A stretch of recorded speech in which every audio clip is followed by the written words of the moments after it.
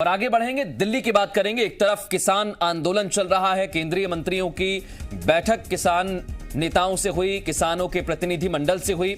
अब गृह मंत्री अमित शाह के घर एक बैठक चल रही है जिसमें कृषि मंत्री नरेंद्र सिंह तोमर, पीयूष गोयल शामिल हुए हैं। अमित शाह के घर करीब 1 घंटे तक यह बैठक हुई है।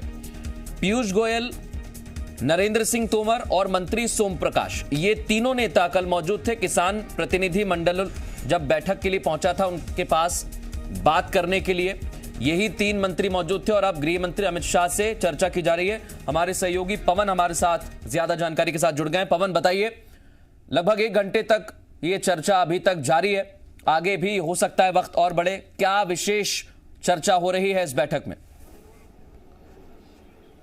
बिल्कुल, देखिए, अगर बात करें तो कहीं ना कहीं सरकार इस बात पर मंथन कर रही है कि जो प्रस्ताव कल किसानों के 2 दलों द्वारा, एक 3 बजे एक 7 बजे जो 2 दल पहुंचे थे कृषि मंत्री के पास, उनके द्वारा दिए गए जो प्रस्ताव हैं उस पर एक समीक्षा बैठक भी करनी थी और साथ ही साथ एक मॉनिटरिंग कमेटी भी बनानी थी। उस मॉनिटरिंग कमेटी के जरिए उन प्रस्तावों को लेकर यह भी कोशिश किया जाना था कि जो किसानों की मांग है उसको समझकर अगर कुछ संशोधन हो सकता है या कुछ चेंजेस हो सकते हैं तो वो भी किए जाए, ताकि किसानों का ये जो आंदोलन लगातार बढ़ता जा रहा है इसको किसी प्रकार से खत्म किया जाए। इसी पर यह मंथन आज भी चल रहा है। गृह मंत्री अमित शाह के घर पर यह मंथन चल रहा है और ये सारे मंत्री जिन्होंने किसानों के प्रतिनिधि मंडल के साथ मुलाकात की थी, बैठक की थी, ये सभी उसमें मौजूद हैं। अभी ये मंथन पिछले 1 घंटे से लगातार जारी है। सरकार के लिए इस समय एक बड़ा सिरदर्द ये बन चुका है क्योंकि दिल्ली के सारे बॉर्डर्स पर लगभग किसान पहुंचने लगे हैं और वो किसान धीरे धीरे उन बॉर्डर्स को जाम करते जा रहे हैं। किसानों की वजह से दिल्ली पुलिस और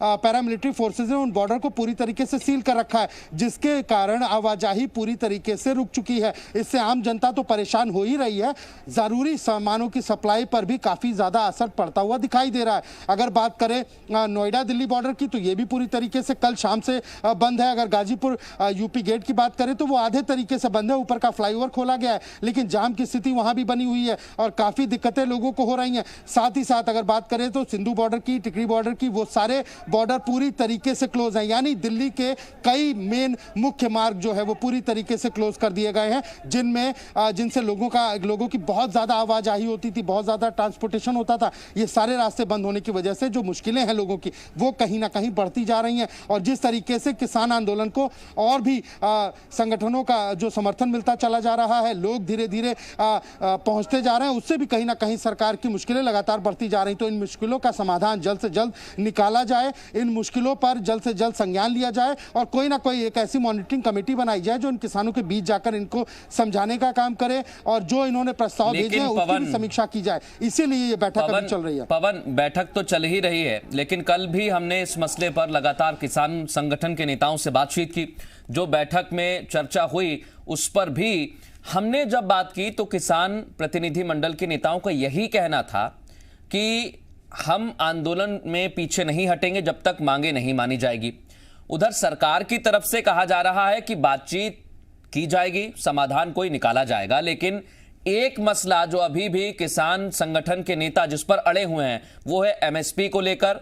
और कई किसान संगठन के प्रतिनिधि मंडल के नेता तो यह भी कह रहे हैं कि कानून ही वापस लिया जाए, लेकिन सरकार पीछे हटने को तैयार नहीं है। अब चौथे दौर की बातचीत में क्या कोई महत्वपूर्ण समाधान निकाला जा सकता है? ऐसा संभव है इस बैठक से? देखिए, अगर मृदुल बात करें तो कोशिश लगातार जारी है, लेकिन द्वंद्व जो है वो सरकार और किसानों के बीच अभी भी लगा हुआ है। कई किसान संगठन साफ तौर पर कह रहे हैं ये किसान बिल जो है पूरी तरह किसान विरोधी है, इसको पूरी तरीके से वापस लीजिए, लेकिन सरकार कहीं ना कहीं अड़ी हुई है कि नहीं, इस बिल को वापस नहीं लिया जा सकता। आपके जो प्रस्ताव हैं वो आप हमें भेजिए, हम उस पर विचार करते हैं। उस पर भी कई किसान संगठनों का ये कहना है कि एमएसपी को लेकर जो प्राइस है वो फिक्स कर दिया जाए, मंडियों में, आड़तों में वो प्राइस फिक्स हो जाए और वो रेट किसानों के मनमाफिक रेट होना चाहिए, ताकि जब वो अपना अनाज, अपनी सब्जियां, अपने सामान को लेकर जब मंडी पहुंचे तो उसी तय एमएसपी पर उनको वो खरीद की जाए, उससे कम अगर पैसे देते हैं तो कहीं ना कहीं ये किसानों के साथ धोखा होगा। इन्हीं मुद्दों को लेकर किसान अड़े हुए हैं और अब चौथे राउंड की जो वार्ता होने जा रही है, जिसके लिए कल समय प्रस्तावित किया गया, कल दिन प्रस्तावित किया गया, मैं आपको बता दूं कि लगता है कि शायद कोई समाधान निकलता दिखाई दे, क्योंकि अभी तक किसान जिस तरीके से यहां बॉर्डर्स पे इकट्ठा हो रहे हैं, वो महीनों का राशन अपने साथ देकर आए हैं और उनका यही कहना है कि 26 जनवरी पास है, हम ट्रैक्टर के साथ अपने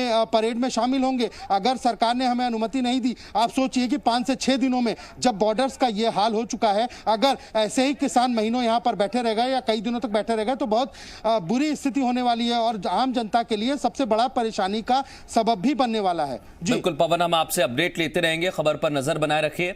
बहुत शुक्रिया तमाम बातचीत के लिए। आगे बढ़ेंगे। दिल्ली में सरकार और किसान नेताओं के बीच कल की बैठक बेनतीजा रही। किसान और सरकारों में किसी मुद्दे पर सहमति नहीं बन पाई। किसानों का आंदोलन अब भी जारी है। किसानों के आंदोलन को अब एमपी के किसानों का भी समर्थन मिल रहा है। कृषि बिल के विरोध में आज ग्वालियर चंबल के किसान दिल्ली कूच करेंगे। किसान 50 से 100 ट्रैक्टर से दिल्ली कूच करेंगे और अपने साथ करीब 6 महीने का राशन भी लेकर जाएंगे। 2 दिन पहले हुई बैठक में किसानों ने यह फैसला लिया है। दिल्ली कूच करने वाले इन किसानों में अधिकांश किसान डबरा भितरवार इलाके से हैं।